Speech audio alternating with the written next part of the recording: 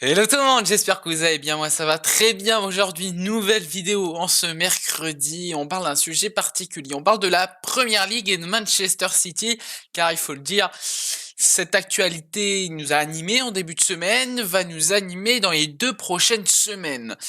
Mais avant qu'on parle plus en détail de ce conflit entre Manchester City et la Première Ligue, n'hésitez pas à vous abonner à cette chaîne YouTube, à liker cette vidéo, à partager cette vidéo à tous vos amis, mais aussi à vos proches qui sont fans de Première Ligue, toutes vos connaissances quoi. Voilà, qui sont fans de PL, ils arriveront sûrement à s'y retrouver sur cette chaîne entre les actualités, les vidéos, un peu histoire, bref, on parle aussi de Championship, de Ligue 1 et de Ligue 2 quand il faut. Bref, n'hésitez pas à vous abonner, à liker et à partager cette vidéo. Je remercie également les, les derniers abonnés qui sont arrivés sur cette chaîne, hein, qui portent le compteur plus proche que jamais des 300 abonnés. C'était notre objectif pour cette fin de saison. Donc voilà, il en reste encore quelques-uns à gagner avant les 300. Donc je vous remercie d'avance. J'espère que cette vidéo nous fera dépasser les 300. En tout cas, donc merci d'avance. On va donc parler aujourd'hui de Manchester City et de la Première Ligue. Première Ligue, cette semaine, c'est important pour la Première Ligue car il y a une commission qui a lieu du côté de la PL qui rassemble tous les clubs. Hein, voilà, ça va étudier la VAR. Il y a une vidéo déjà disponible sur la chaîne qui date d'il y a quoi 2 semaines, je dirais, où on parle un petit peu de pourquoi il y a la réunion sur peut-être la suppression de la VAR, donc sous la demande de Wolverhampton. Ensuite, on a appris donc cette semaine que Manchester City a porté plainte contre la Première Ligue. Et oui, c'est l'hôpital qui se fout de la charité. Hein. On se souvient des 115 infractions que Manchester City a potentiellement réalisées ces dernières années depuis qu'ils sont sous le pavillon des Émirats.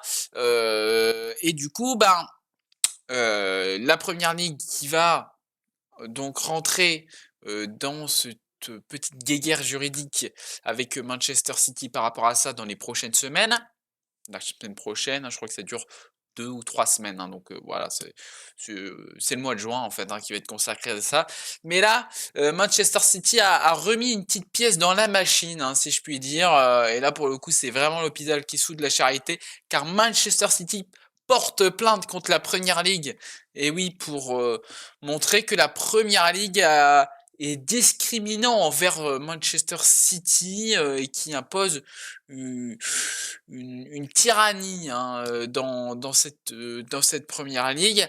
Donc le motif invoqué par Manchester City, c'est que Manchester City dit que voilà la Première Ligue empêche Manchester City de grandir car avec ses 115 infractions, les autres clubs de Première Ligue les ont utilisées pour décrédibiliser l'équipe de Manchester City. Donc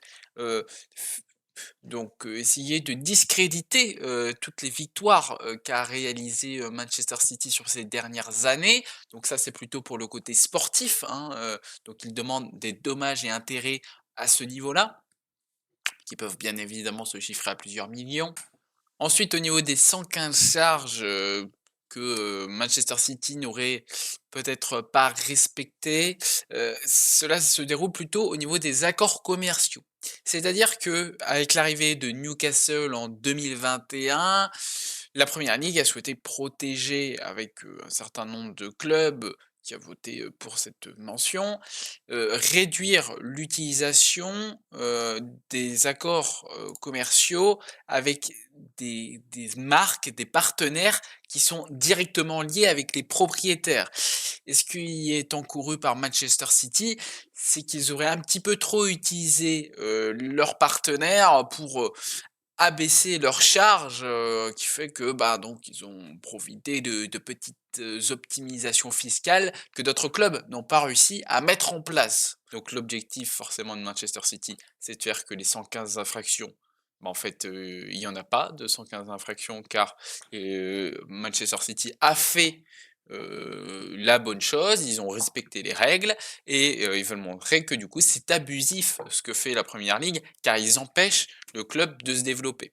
Donc voilà à ce niveau-là, mais ça peut avoir un impact très important, sur la Première Ligue qui, va avoir des échéances, dans les prochaines semaines, du côté financier et là, du coup, Manchester City se met vraiment en porte-à-faux avec la Premier League, se met seul contre la Premier League et seul contre les autres clubs, hein, car c'est un média anglais qui a déjà annoncé que la moitié des clubs de la Premier League se sont rangés avec la Premier League contre Manchester City dans cette histoire de plainte, hein, et donc il y aura des clubs qui vont servir de témoins pour faire que la Premier League se défende dans le procès qu'il y aura face à Manchester City, justement pour, heu, pour ce qu'ils viennent de réaliser quoi, cette plainte qui a été déposée. Donc, la Première Ligue aussi a des échéances comme je vous l'ai dit. Échéance car il y a une réunion du coup, avec qui rassemble tous les clubs dans les prochains jours, donc ça va étudier la VAR. Ils viennent d'annoncer qu'ils ont enlevé un motif d'une réunion, c'est le salary cap, hein, car, on a du coup, du côté du salary cap qui avait, été proposé par la Première Ligue dans l'objectif donc, comme le nom l'indique, d'encadrer les salaires, mais il y a, l'association des foot enfin des joueurs qui étaient plutôt contre et du coup la Première Ligue a annoncé qu'ils allaient ne pas parler, ne pas mettre sous le vote ce salary cap.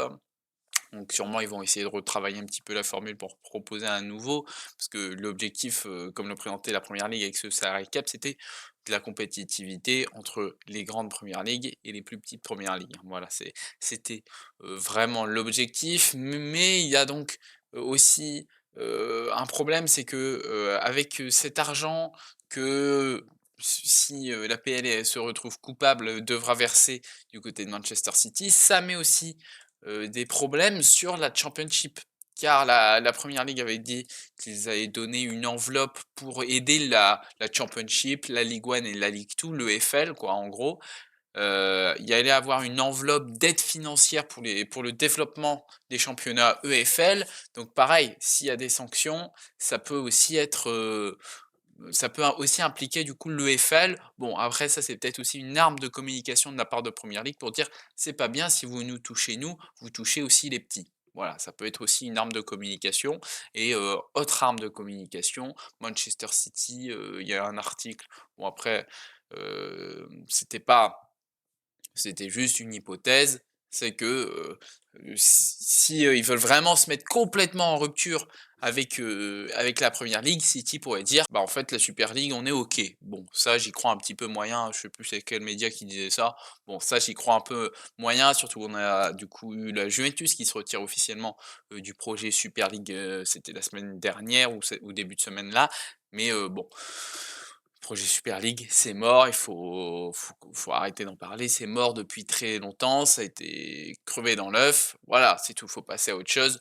et ça peut plus vraiment être une arme pour faire peur, j'imagine, ou du moins il faut que le projet revienne bien sérieux, mais bon, c'est quand même bien ridicule, ce que fait, Manchester City. Bref, on va quand même suivre un petit peu ces évolutions de comment va se passer ces prochaines semaines. En tout cas, ça va être un conflit, très important entre Manchester City et la Première Ligue. Bien envie de voir, quel va être, le résultat de ça. Donc dans les prochaines semaines, on sait pour les 115 charges, normalement, si c'est pas repoussé et là, du coup, pour cette plainte, je crois que c'est en novembre, que ça va être, décidé. Mais bref, ça va prendre encore beaucoup de temps. Les 115 charges, si je donne mon avis, c'est que ça a un trop gros impact, politique, économique, pour le championnat anglais. Il y aura pas de problème au niveau des 115 charges, hein, parce que en cas de validation des, sanctions, ces sanctions financières, mais aussi relégation, de Manchester City très, très loin. Donc donc oui, ça serait très lourd, ça serait sans aucun doute, un truc vraiment, incroyable dans le foot d'aujourd'hui, on connaître, un club aussi puissant qui descend aussi bas, vraiment ça serait un truc exceptionnel. Il y a eu des clubs qui ont chuté comme ça, mais là vraiment Manchester City, c'est le top du top. C'est le top du top actuellement, donc je vois pas un club comme Manchester City, heu, voilà se faire sanctionner. Ça a trop d'impact financier, ça a des impacts sur les droits télé. On le connaît bien en France, la droit télé c'est important. Bon, il y a de la réserve en PL, même sans City, il y aura de la réserve quand même, mais ça a un impact, tout de même. Surtout qu'on sait que, bah, voilà, hein, le sponsoring, émirati et cetera, c'est quand même assez important. Le sponsoring du Moyen-Orient, en général, c'est très important, aujourd'hui si vous voulez que votre championnat soit compétitif.